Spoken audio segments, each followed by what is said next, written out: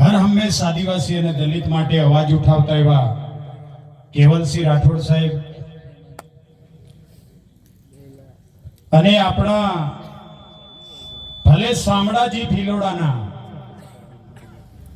પણ કમસે કમ 9 લાખ રાઠવા સમાજના વોવ અને સામાજિક એકતા મિશન જાગૃતિના અધ્યક્ષ મેઘનાબેન અને હાઈકોર્ટના વકીલ અને કોર્પોરેટર એવા સક્સેના સાહેબ અને રાઠોડ સાહેબના નાના ભાઈ હાઈકોર્ટના વકીલ એવા કિરણભાઈ, મોટા ભાઈ ફાયર બ્રાન્ડ નેતા આપણા આદિવાસી સમાજ માટે હર હંમેશા અવાજ ઉઠાવતા હોય એવા પ્રોફેસર અર્જુનભાઈ રાઠવા સાહેબ, પાડોશમાં રોડદા ગામના ખડ્ડુસ અને આદિવાસી સમાજ માટે પણ બોલતા હોય એવા ભાઈ શ્રી દેવસીભાઈ, ગામના પટલિયા પૂંજારાઓ અને અલગ અલગ ગામમાંથી અને રૂંબિયા ગામમાંથી સાથી યુવા મિત્રો અને બહેનો અને મોટા ભાઈ શ્રી વિજયભાઈ અને ગુરજી પસાઈ. મિત્ર, મીટિંગો તો કરીએ જ છે. હવે જયપાલસિંહ મુંડા સાહેબ નો થોડો પરિચય આપીશ. જયપાલસિંહ મુંડા આપણા જેવા એક ગરીબ કુટુંબમાં અને આદિવાસી સમાજમાં એમને 3/1/1903 માં ખૂટીમાં એમનો જન્મ થયો. ખૂબ ગરીબ કુટુંબમાં અને એવા સમયની અંદર 18મી 19મી સદીના મહાનાયક કહેવાય. એવા સમયની અંદર ખૂબ તકલીફો અને સંઘર્ષ કરીને પોતે ભણ્યા. એમનું ખરેખર એજ્યુકેશન ઇંગ્લેન્ડમાં ઓક્સફર્ડ યુનિવર્સિટીમાં ભણેલા. એ માત્ર હોકી ટીમના કેપ્ટન એટલા નહીં, પણ જે હાલના તબક્કા પર યુપીએસસી ની જે એક્ઝામ, જેને આપણે આઈએએસ ની એક્ઝામ કહીએ, એ આઈઆરએસ થયેલા હતા. કલેક્ટર જેટલી ડિગ્રી હતી એમની સાથે. અને 18મી સદીના મહાનાયક આપણે ભગવાન બિરસા મુંડા, ખાજ્ય નાયક, તંત્યમામા, સિદ્ધુ કાનુ, આ લોકો પણ 18મી સદીના આદિવાસી મહાનાયકો હતા. અને મિત્ર, એમની જે મૂળ લડાઈ હતી તે જળ, જંગલ, જમીન અને આક્રમણખોર પ્રજાતિ અને અંગ્રેજોની સામે જળ, જંગલ, જમીન બચાવવા માટે એમનો સંઘર્ષ હતો 18મી સદીમાં. અને ત્યારબાદ મિત્ર 1947માં આ દેશને આઝાદી મળી, દેશ આઝાદ થયો. અને જ્યારે દેશને ચલાવવા માટે ભારતના બંધારણની વાત આવી, ત્યારે બંધારણીય કમિટીના પ્રમુખ બાબા સાહેબ આંબેડકરની સાથે એ પોતે પણ બંધારણીય કમિટીના સભ્ય હતા. આજે આપણે બધા 5મી અને 6ઠી અનુસૂચિની જે વાતો કરી હશે, એ ભારત દેશના બંધારણમાં આ ભગવાન જયપાલસિંહ મુંડાજીના બદૌલત આપણે 5મી અને 6ઠી અનુસૂચિની જોગવાઈ છે. એટલું નહીં, જયપાલસિંહ મુંડાએ ભારતીય સંવિધાન જ્યારે લખાતું હતું ત્યારે એમને બીજી પણ એક વાત રાખી હતી કે ભારતના બંધારણમાં અનુસૂચિત જનજાતિ નહીં, શું આદિવાસી શબ્દ લખો બંધારણમાં. શું કીધું? આદિવાસી લખો. આદિવાસી મતલબ આ દેશના મૂળ માલિક શબ્દો છે. જ્યારે અનુસૂચિત જનજાતિ એ કોઈ ટોળું કે સમૂહમાં આપણી ગણતરી થઈ છે.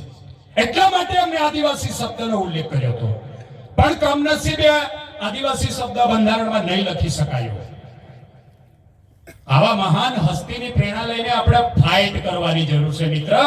મર્દાનગીથી લડવા નતો. આ ટેકનોલોજીનો જમાનો છે, એજ્યુકેશન છે. એટલે બીજા ખૂબ વક્તા છે, હું બોલવા વાળો છું, પણ એક વાત કહીને તમને મારી વાત અહીંયા પૂરી કરીશ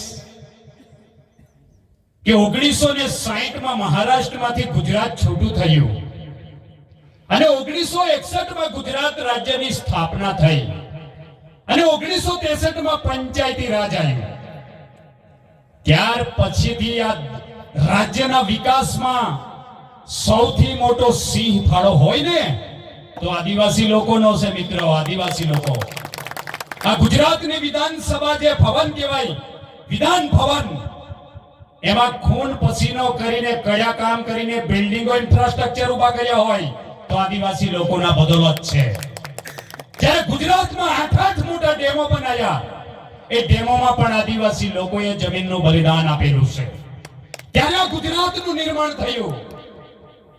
આપણે આ દેશના મૂળ માલિક છે, પણ માલિક હોવા છતાં આપણે રાજામાંથી રંક બનાવ્યા અને રંકમાંથી આપણે શું બન્યા? ગુલામ. ગુલામમાંથી આજે મજૂર બની ગયા અને આપણે લડવું નથી અને રાજકીય પાર્ટીમાં આપણે કૂદમ કૂદ કરીએ. પણ મૂળ લડાઈ તરફ આપણે વળવાનું છે. લડવાની ક્ષમતા છે, તાકાત છે, પણ આપણે જ્યાં ફીડબેક જોઈએ, બેકઅપ જોઈએ તે આપણને મળતું નથી. તો આપણને એક સારામાં સારું આ એક સ્ટેટસ અને માધ્યમ મળ્યું છે, તો બધા ઊભા થાવ અને લડવા નકળી પડો. લડીશું નહીં તો કોઈ નહીં આપે.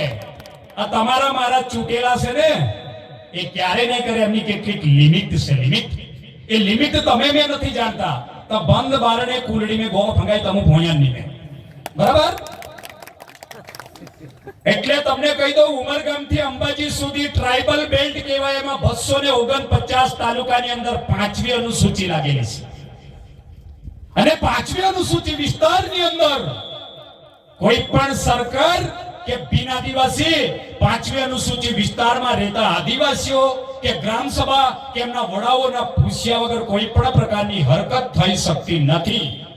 તેમ છતાં બંધારણના આજે વર્ષો પછી પણ ભારતનું બંધારણ 20% જેટલું અમલમાં નથી આવ્યું.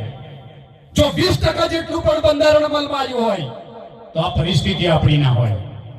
એટલે ઉમરગામથી અંબાજી સુધી 14 જિલ્લામાં ખૂબ મોટા પ્રમાણમાં ખનિજ છે. ખનિજ અને ખનિજથી આખા ભારત દેશનું અર્થતંત્ર ચાલે. અને ખનિજ કાઢવું હોય તો આદિવાસીઓને અહીંથી તગેડી મૂકવા પડે.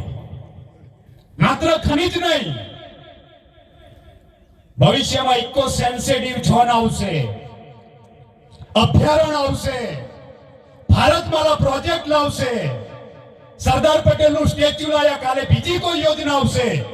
એટલે વિકાસના નામ પર આદિવાસીઓની જમીનો હડપી લેવાનો અને આદિવાસી પોતાના અધિકાર માટે લડે તો નક્સલવાદના નામ પર મારા જેવા તમારા જેવા આગેવાનોને જેલમાં ઘાલ દેવો આ સરકારના ધંધા છે. પણ એનાથી ઉપર વટમાં જઈ આ લોકશાહી દેશ છે. લોકશાહી દેશની અંદર તમે મેં બધા વોટ આપી ચૂંટીને મોકલીએ, લોકોને મારવા માટે નહીં પણ લોકોને તારવા માટે મોકલીએ. એટલે વિચારીને બધા જાગૃત થાવ અને મર્દાનગીથી લડી લેશો. એ બદલ આપ સૌએ મને સાંભળ્યા બદલ આપનો હું ખૂબ ખૂબ આભાર. આદિવાસી એકતા, આદિવાસી એકતા. જયપાલસિંહ મુંડા, જયપાલસિંહ મુંડા. ધન્યવાદ.